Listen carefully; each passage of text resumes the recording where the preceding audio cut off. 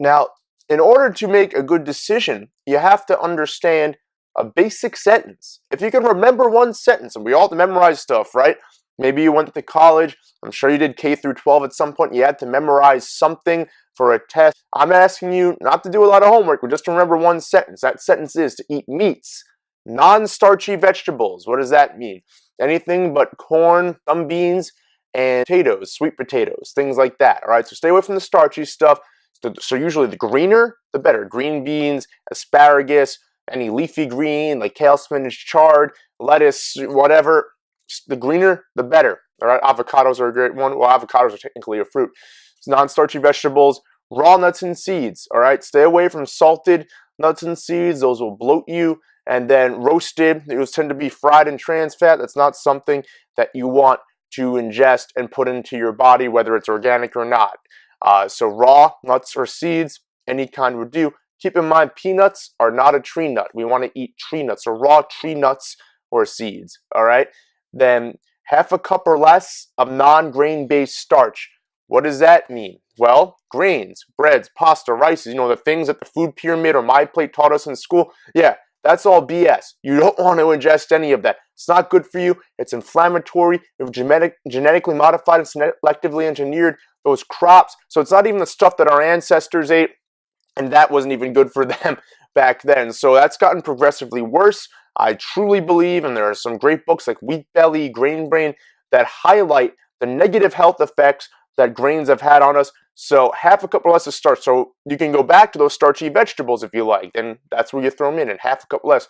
Potatoes, corn, some legumes, some beans are very high in their glycemic load, and then no added sugar. All right, so we don't want to dump sugar on the stuff. We don't want to put sugar in our sauces. The only sugar we should be ingesting is the sugar that's naturally occurring in the fruits and vegetables that we're eating. All right, so again, meats, non-starchy vegetables, raw tree nuts and seeds, half a cup or less of non-grain-based starch, and no added sugar. All right, that simple. So think about that. So again, getting back to that menu, a lot of those dishes had, like in the salad example, croutons. That's made out of grains. It's like a dry bread, right? We don't want to eat grains. So you can either ask for the salad without the grains, so without the croutons, or find a salad that does not list the croutons. I didn't get that salad again because they had my New England clam chowder. I know there's a couple potatoes in it. Sue me. There wasn't half a cup of potato in the cup of New England clam chowder that I had. You don't want to have croutons in your salad, all right? And you want to try and avoid that stuff at all costs. So when the dinner basket of bread comes out, you want to try and avoid it. How do you do that? Have some water. If it's earlier in the day, have some coffee. That'll help satiate you long enough until your courses come out. And then when you're looking at dinner, you want to stay away from stuff. So if you see mashed potatoes, there's going to be more than half a cup of potato in there, all right? And often it's not the only thing that's in the mashed potatoes. If there's like a bread or pastry that's connected to the meal in the description, you don't want to have that either. So I always try to look for a grilled or baked or roasted meat, usually grilled or baked, and I want to have some non-starchy vegetables. So if it's like the salmon, and it came with asparagus and a couple other things, I had some options. So asparagus and broccoli is what I got. Those were two of the vegetables that they offered that I was able to get. So again, the greener tends to be the better, the non-starchier, the better. That's how you make the decision, all right? And it's really just internalizing that sentence. If you can internalize that sentence and then you do a little bit of homework, you're going to be all right.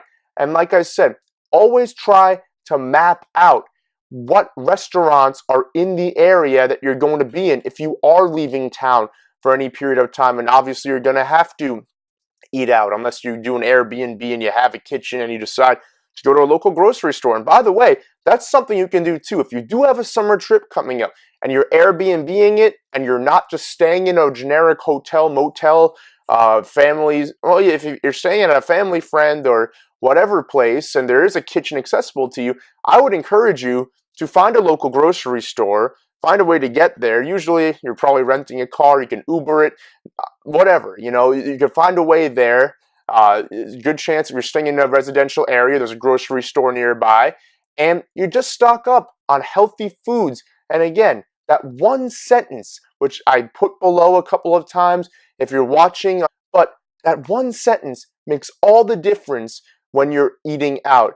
And yes, there may be things like they may put some wheat into the sauce that's on your dish, but you know what? You make the best decision possible when you don't have control over your food.